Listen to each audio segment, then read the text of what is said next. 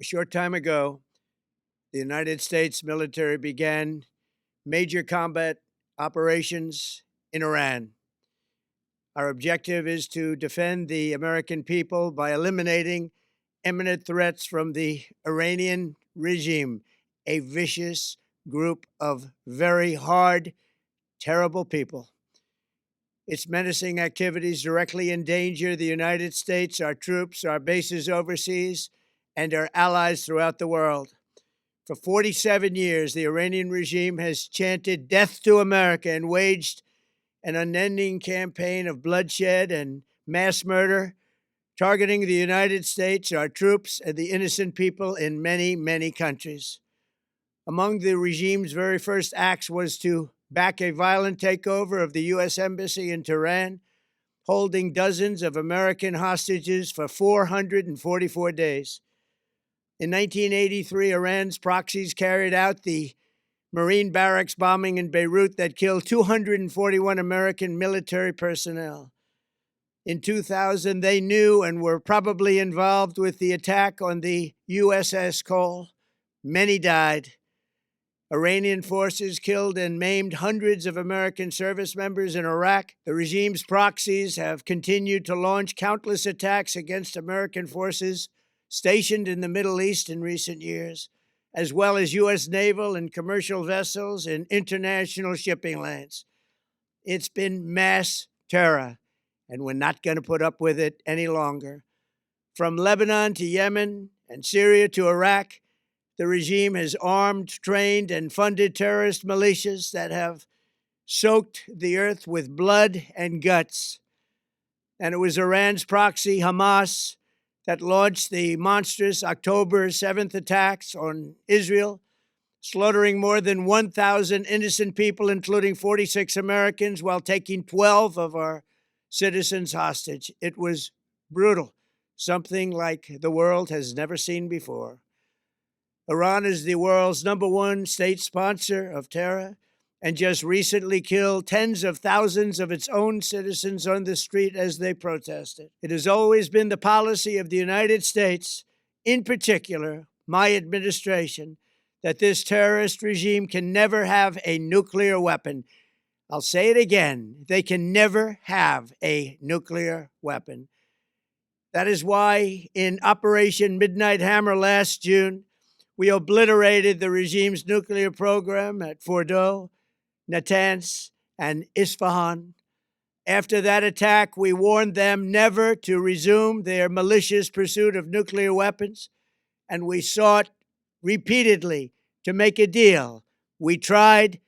They wanted to do it. They didn't want to do it. Again, they wanted to do it. They didn't want to do it. They didn't know what was happening. They just wanted to practice evil. But Iran refused, just as it has for decades and decades. They've rejected every opportunity to renounce their nuclear ambitions, and we can't take it anymore.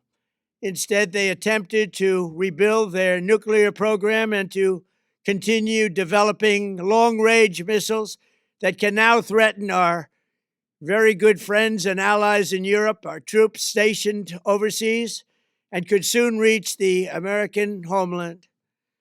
Just imagine how emboldened this regime would be if they ever had and actually were armed with nuclear weapons as a means to deliver their message.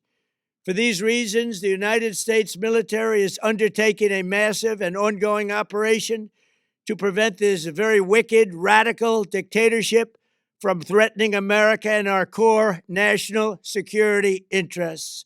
We are going to destroy their missiles and raise their missile industry to the ground. It will be totally, again, obliterated. We're going to annihilate their Navy. We're going to ensure that the region's terrorist proxies can no longer destabilize the region or the world and attack our forces and no longer use their IEDs or roadside bombs, as they are sometimes called, to so gravely wound and kill thousands and thousands of people, including many Americans. And we will ensure that Iran does not obtain a nuclear weapon. It's a very simple message. They will never have a nuclear weapon. This regime will soon learn that no one should challenge the strength and might of the United States Armed Forces. I built and rebuilt our military in my first administration, and there is no military on earth even close to its power, strength, or sophistication. My administration has taken every possible step to minimize the risk to U.S. personnel in the region. Even so, and I do not make this statement lightly, the Iranian regime seeks to kill. The lives of courageous American heroes may be lost, and we may have casualties. That often happens in war. But we're doing this not for now. We're doing this for the future, and it is a noble mission.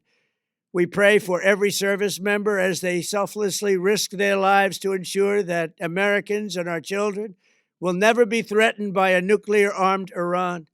We ask God to protect all of our heroes in harm's way, and we trust that, with His help, the men and women of the armed forces will prevail.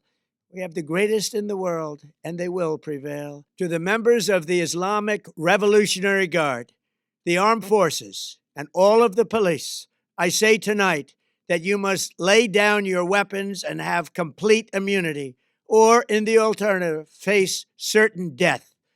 So, lay down your arms. You will be treated fairly with total immunity, or you will face certain death.